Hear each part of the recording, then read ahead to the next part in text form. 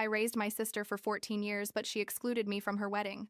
The groom found out and destroyed her in front of every guest before canceling everything.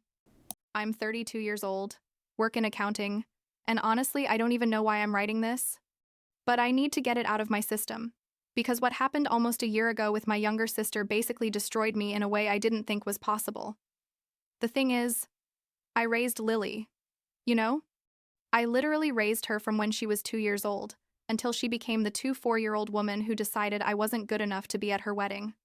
But anyway, I guess I have to start from the beginning for this to make sense. Although every time I think about this whole story, I feel like someone's squeezing my chest. When I was 10 years old, and Lily was barely 2, our parents left us with our paternal grandparents, just like that, without warning. One day they told us they were going to start a business, that it was a great opportunity, that they'd be back soon, and they just left and never came back. Well, not until like a year and a half ago, but I'll get to that part. The truth is, I don't remember much about my parents before they left, just fragments, like my mom cooking something on the stove or my dad watching TV, but nothing substantial, you know what I mean? I was too young. Lily doesn't even remember them, obviously because she was 2 years old when they took off. For her, our grandparents were always her parents, and when they died, I became something like her mom, her sister, her everything, I guess. My grandparents were incredible, honestly. My grandmother was one of those people who made you feel safe just by being in the same room, and my grandfather was quieter, but he was always there, you know? They raised us with a lot of love, even though I know it wasn't easy for them financially to suddenly have 2 girls in their care. My grandmother worked cleaning houses, and my grandfather was a carpenter. He was semi-retired but did little jobs here and there. We lived in a small house, nothing fancy, but it was our home. I remember my grandmother always told Lily she was her little angel, and Lily adored her. She was glued to her all the time. I was older, so I helped with what I could, like doing Lily's homework with her or making her breakfast before school when my grandmother had to leave early for work. Everything changed when I was 18 and Lily was 10. My grandfather died first. It was a heart attack, very sudden, and my grandmother never really recovered from that. 2 years later, she also passed away, and I think it was more from sadness than anything else, although officially they said it was her heart too. She was like 70 years old, I think, maybe 71. The thing is that suddenly I was 20 years old with a 2-year-old sister, and our parents were still nowhere to be found. I tried to contact them when my grandfather died. I found an old number my grandparents had saved, but they never answered. And when I called again when my grandmother died, there was no response either. So basically, we were alone. I'm not going to lie. It was really hard. I was in college, studying accounting, working part-time at a coffee shop near campus, and suddenly, I had to be the responsible adult for a 2-year-old girl who had just lost the only parental figures she knew. I had to learn to cook real meals, not just instant ramen. I had to learn to make really strict budgets because the money my grandparents left wasn't much. I had to go to parent-teacher meetings at Lily's school, sign permission slips, take her to the doctor, all that stuff. I left university for a year because I couldn't handle everything, and when I went back, I only took online classes so I could be home more with her. I graduated at like 24, 4 years late. But I did it while maintaining a job and raising a teenager, so I think that counts as an achievement, right? The thing is that Lily and I became super close during all those years. We were like a team, the 2 of us against the world, kind of. When she had problems at school, I was the one who went to talk to the teachers. When she had her first heartbreak at 16, I was the one who stayed up with her all night eating ice cream and watching silly movies. When she graduated from high school, I was there in the front row crying like an idiot because I was so proud of her, and she told me in front of everyone that I was the reason she had made it that far, that I was her hero. She even bought me a necklace that day, a simple one, with 2 small intertwined hearts, and she told me it represented the 2 of us, that nothing would ever separate us. I still have that necklace stored in a drawer. I haven't been able to even look at it since what happened. Lily went to college to study graphic design, moved into a small apartment near campus that I helped her get. Although she still came home every weekend because, in her words, she missed my cooking and my company. I was already like 26 years old by then, working full-time at a medium-sized but stable accounting firm, living alone in the house. My grandparents had left that was officially mine now. Life wasn't perfect, but it was good. you know? I had my sister, I had my job, I had my routines. I didn't go out much because I'd never been very social.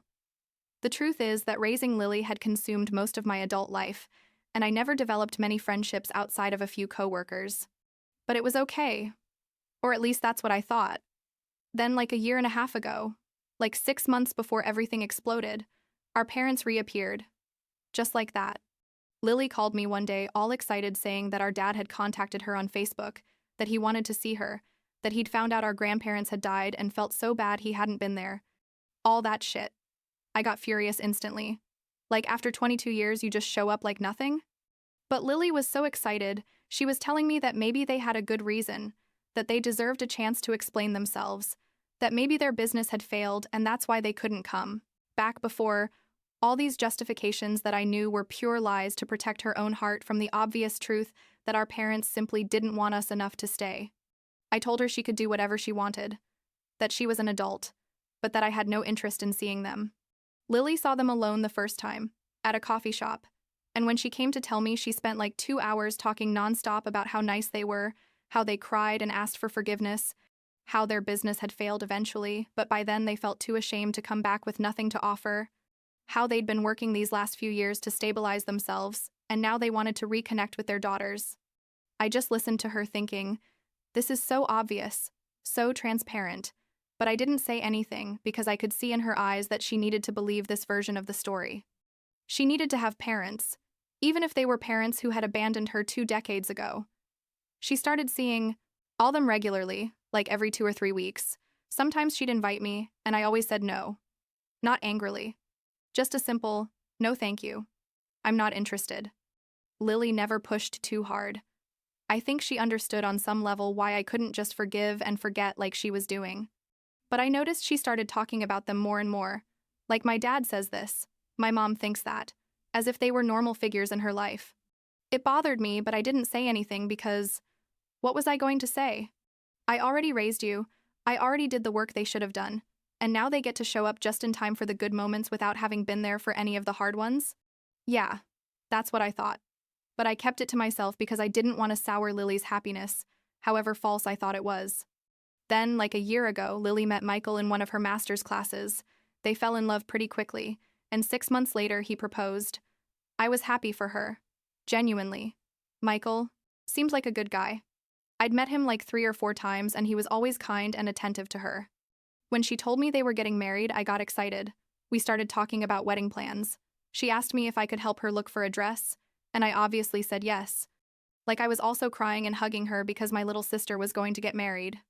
We didn't have much family, just some distant cousins from my dad's side we barely knew, so I assumed it was going to be a small wedding, intimate, just close people. Like 2 months of planning went by, Lily and I going to see reception venues, trying cakes, looking at flowers, all that stuff. I had automatically assumed I was going to be her maid of honor, or something like that, because we'd always been so close, and she herself had told me 1,000 times that I was the most important person in her life. But she never specifically mentioned it. And I didn't ask either because I thought it was obvious. You know, what? I mean, like, why would I have to ask if for 14 years I'd been everything to her? One day, like 3 months before the wedding, Lily came to my house. I remember perfectly. It was a Sunday afternoon. Like 4 or 5 inches the afternoon. There was a lot of sun coming through the living room window. She looked nervous. She kept touching her hair, something she does when she's anxious since she was little. I thought maybe she was going to officially ask me to be her maid of honor or something like that, so I was kind of smiling, waiting for whatever she was going to say. But what came out of her mouth was completely different. She said, "Olivia, I need to talk to you about the wedding." And I said, "Sure, tell me. What's going on?" And she took a breath and let out, "I've been thinking a lot about this, and it's very hard for me to tell you. But I decided I'm going to have Mom and Dad at the wedding, and I know you'll be there too. But I think it would be very awkward for everyone if we're all together, because you make it very clear you don't want them there. And I don't want there to be tension on my special day. So I thought maybe it would be better if you didn't come to the ceremony. But we can do something together. Another day to celebrate just the 2 of us." I sat there, like processing the words, because it couldn't be real what I'd just heard. I said to her, "Wait, Are you telling me you don't want me to come to your wedding? And she started with a bunch of justifications.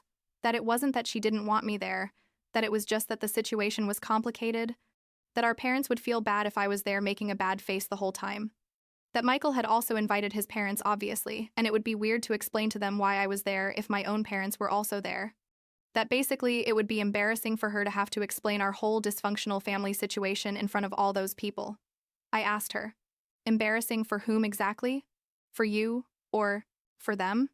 And she got defensive, saying that I didn't understand how hard it was for her to be in the middle, that she loved our parents as much as me, that why couldn't I just forgive them and make things easier for everyone? And I laughed, like a bitter laugh, without humor, and I told her, Lily, I raised you. I was there when you had nightmares, when you were sick, when you needed help with homework, when you had your first kiss, when you graduated. I sacrificed my entire youth for you, and you're telling me you'd rather have two people who abandoned us at your wedding instead of me? She started crying and said it wasn't like that it wasn't a competition, but that she needed to have her parents at her wedding because all brides have their parents at their wedding, and she didn't want to be the weird one who didn't have them, and that I'd always been so hard on them, never gave them a chance, and that she understood my pain but couldn't keep punishing them forever. I said, punishing them? Punishing them for abandoning us? For not being there for 22 years? For not going to the funerals of their own parents who raised us because they didn't want to do it? And she just kept crying and repeating that she was sorry. But this was her decision, and she hoped someday I'd understand. I sat there after she left. Literally, I don't know how long. Maybe an hour, maybe more. Just staring at the wall, feeling like something inside me had broken in a way that had no repair. Everything I'd based my identity on for the last 14 years, being the big sister who protected and cared for Lily, he had just been thrown in the trash because two strangers who shared our DNA had decided to show up just in time for the pretty moments, without having been there for any of the difficult ones. The next 3 months were weird. Lily tried to act like everything was normal when we talked on the phone, but I knew it wasn't. And she knew it too. I stopped asking her about wedding plans. She stopped telling me. We saw each other like twice in those 3 months. Very brief, very superficial. I think we both knew something fundamental had changed between us, but neither wanted to admit it out loud. She invited me to a bachelorette party type dinner, but with just her friends, without our parents. And I went, because she was still my sister and a part of me. However hurt I was, wanted to be there for her somehow. But it was awkward. Her friends clearly knew something weird was happening because I was very quiet, and Lily was super nervous. On the wedding day, a Saturday in June, I stayed home. I didn't do anything special, just hung out in the living room, watching movies I wasn't really watching, eating junk food, avoiding thinking about what was happening at that moment. I imagined Lily walking down the aisle on the arm of our father, a man who hadn't seen her grow up, who didn't know she was afraid of the dark until she was 15, who had never been to a single one of her school events. Nothing. And he was going to have the honor of giving her away, while I, who had been there for literally everything, was at home alone, eating Cheetos straight from the bag. I was about to go to sleep, like 10 or 11 at night, when my phone rang. It was Hannah, Lily's best friend since college, and her voice sounded urgent, almost hysterical. She said, Olivia, I need you to know what just happened at the wedding. It was horrible. I can't believe what Michael did. Well, actually, I can believe it because what Lily did to you was unforgivable, but still it was terrible to witness. And I was like, what are you talking about? And she told me everything. Turns out Michael didn't know, until literally the wedding day, that I wasn't invited. Lily had told him I couldn't come because I had a work commitment or something like that, some lie, and he never questioned it further because why would he? But that day, at the reception, he was talking to one of my dad's distant cousins, I don't know which one. And that cousin mentioned something like, what a shame Olivia isn't here, after everything she did for Lily. And Michael was confused and asked what he meant. The cousin, not knowing he was opening a Pandora's box, explained the whole situation to him, how our parents had abandoned us, how I had raised Lily, how it was weird that our parents were there but I wasn't. Hannah told me that Michael went pale, went straight to Lily, pulled her off the dance floor in front of everyone and asked her if it was true. Lily tried to minimize it, say it was complicated, but Michael was furious, like really angry, and said out loud, loud enough for several people to hear. Your sister raised you since you were 2 years old, and you uninvited her from our wedding so the people who abandoned you could come? And Lily started crying and saying it wasn't that simple. But Michael was already walking toward where the DJ's microphone was. He took the microphone, and with everyone watching him, gave a speech that, according to Hannah, was brutal. He said something like, "Good evening, everyone. Sorry to interrupt the celebration, but I just found out something I can't ignore. My fiancé lied about a very important person in her life to please people who weren't there for her when she needed them most. And I can't marry someone who has so little respect for the people who really sacrificed for her, so I'm sorry to inform you that this wedding is canceled." And he left. Just like that. Walked out of the place. And Lily stood there in her wedding dress crying while everyone was in absolute shock. Our parents apparently also left quickly, like they went out the side door before people started asking uncomfortable questions, and Lily was left there with her friends trying to console her, but she basically collapsed. According to what Hannah told me, it was a complete disaster. The kind of scandal people talk about for years, you know? Lily called me that night, like 1 inch the morning, crying. So hard I could barely understand what she was saying. She was begging me to come to where she was, to help her, that she was so sorry, that she'd made a terrible mistake, that she needed me. And I don't know what came over me, but I told her no. Just that, no. And I hung up. I turned off my phone and went to sleep. Or tried to sleep. The truth is, I spent the whole night awake thinking about everything, feeling a weird mix of bitter satisfaction and deep pain. The following days were chaos, according to what I learned later. Lily tried to contact our parents, but they had already disappeared again. They didn't answer calls, didn't respond to messages, basically did exactly what they did 22 years ago. They left when things got difficult. Michael wasn't answering either. He'd blocked Lily everywhere. I eventually turned my phone back on and had like 50 messages from Lily, all variations of, "I'm sorry, I need you, please talk to me." I made the worst mistake of my life. I waited like a week before answering her, and when I did, I just sent her a message saying, "I need time. I can't talk to you right now."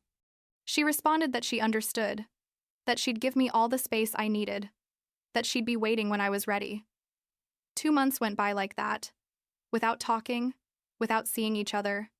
I continued with my normal life, went to work, came home, watched series, avoided thinking too much about the whole situation, because when I did, I'd start crying, and I hated crying. Like 2 months later, Hannah contacted me again to tell me that Michael had reached out to Lily, that they'd met to talk. Apparently, he felt bad about the way he'd handled everything, thought the public speech had been too much, that he could have simply canceled the wedding without humiliating her like that in front of everyone. He apologized for that. Made it clear he didn't regret canceling because what she did was wrong, but he did regret exposing her that way so brutally. Lily accepted his apologies, also apologized herself, and they ended the conversation with a kind of closure, according to what Hannah told me. More months passed, like 8 months after the canceled wedding, and Hannah told me that Lily and Michael had started seeing each other again. First as friends, having coffee, talking about what happened, and then more often. Eventually, they started couples therapy, both wanting to work on the issues that had come up and see if they could salvage something from their relationship. I didn't know how to feel about it.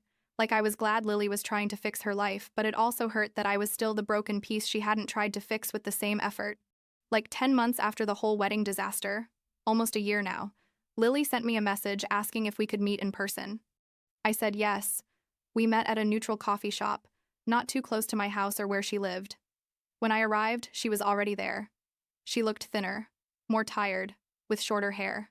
We sat down and she started talking, like a torrent of words, apologizing for everything, explaining that she'd been so desperate to have the normal family she always wanted, that she couldn't see what she was sacrificing, that our parents had left again, and now she understood what I'd always tried to tell her, that she'd been an idiot, that she was sorrier than she could express. I just listened to her, without interrupting, letting her get out everything she needed to say. When she finished, I told her I appreciated her apologies, but I needed her to understand that what she did didn't have an easy forgiveness. That she basically told me that 14 years of my life dedicated to her were worth nothing compared to 2 people who showed up at the convenient moment. She started crying again and said she knew, that she understood if I could never forgive her, but that she wanted to try to rebuild our relationship if I was willing to give her that chance. I told her I'd think about it, that I needed more time, and we separated with an awkward hug. The following months, we started talking more, first just casual text messages, then short calls. Eventually, we'd meet for coffee every 2 or 3 weeks. It wasn't like before. Maybe it'll never be like before. But it was something. She told me that she and Michael were progressing well in therapy, that they'd decided to give each other another chance but without rushing, without pressure to get married soon. Now, almost a year after this whole disaster, Lily and I are in a weird place but not horrible. We talk regularly, we see each other from time to time, but there's a distance that didn't exist before, and I don't know if it'll ever completely disappear. Our parents moved again, this time according to Lily to another state, basically disappearing from our lives once more, without drama, without explanations. They just left. Lily says she doesn't care anymore, that she finally sees who they really are, but I can see in her eyes that it still hurts. There's still a part of her that wants them to be the parents they never were. Last week, she asked me if I could go to a dinner with her and Michael. She says he wants to apologize to me in person for everything that happened. Although I told her he has nothing to apologize to me for, that he actually was the only one who had the guts to tell the truth when everyone was comfortable living in the lie. But I'm going to go because I feel it's important for Lily, and maybe for me too, to keep moving forward. I don't know if things will ever go back to normal between us, or if there's a future where I can trust her completely again, but we're trying, and I guess that counts for something.